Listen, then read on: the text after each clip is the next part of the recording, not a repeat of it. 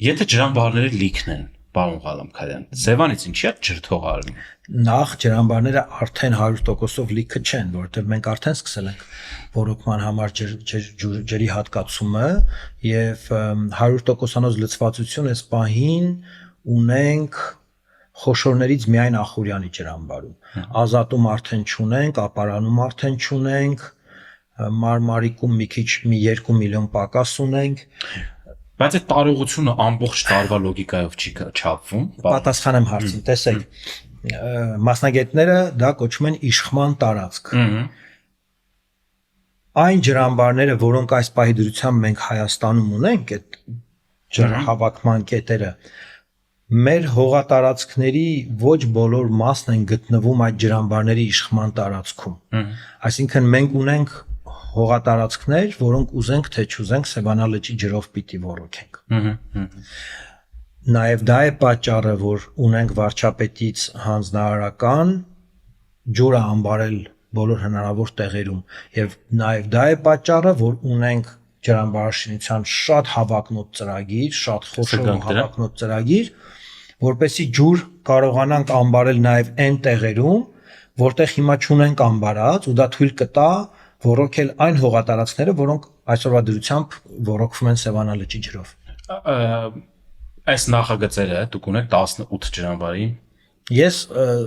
հակված եմ 23 ասել։ Արդեն, շատ լավ։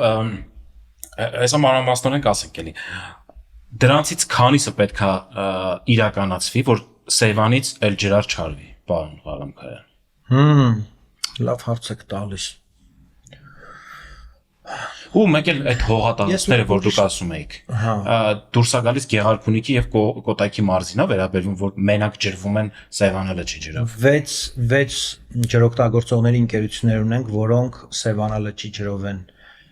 ոռոգում հողերը, բայց ոչ բացառապես։ Ինձ այդ մասնակիորեն։ Բայց ես ձեր հարցին մի փոքր ուրիշ ձևի պատասխանեմ։ Որպեսզի Սևանա լճի ջուրը մենք ավելի քիչ օգտագործենք ոռոգման նպատակով, մենք նաև մտածում ենք դրենաժային ջրերի, այդ թվում Արարատյան արտեզյան ջրավազանի ջրերը, որոնք օգտագործվում են ձկնաբուծարանների կողմից, հետ մղեք կրկնակի օգտագործման համար, այո, մղենք ոռոգման նպատակներով, եթե մենք դա կարողանանք անել, իսկ մենք նման ծրագիր ունենք ու այդ ուղղությամբ շարժվելու ենք անխոս, ունենք նաև վարչապետի հանձնարարականը։ Տեսեք, Սևանա լճից մենք վերցնում ենք տարեկան, տարի է եղել 230, 200 միլիոն, անցյալ տարի 183 միլիոն, լավ, եկեք պատկերացնենք, որ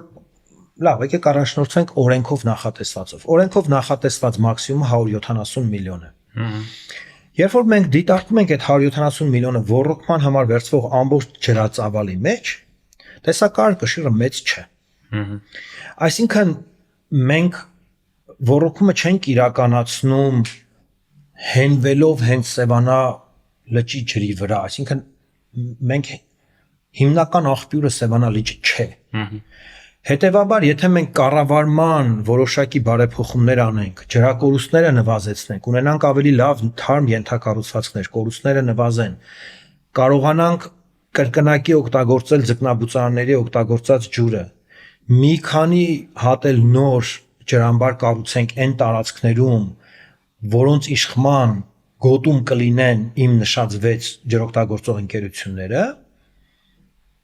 մենք կարիք չենք ունենա Սևանա լճից որևէ ջրթողի բացառությամբ էներգետիկ նպատակներով։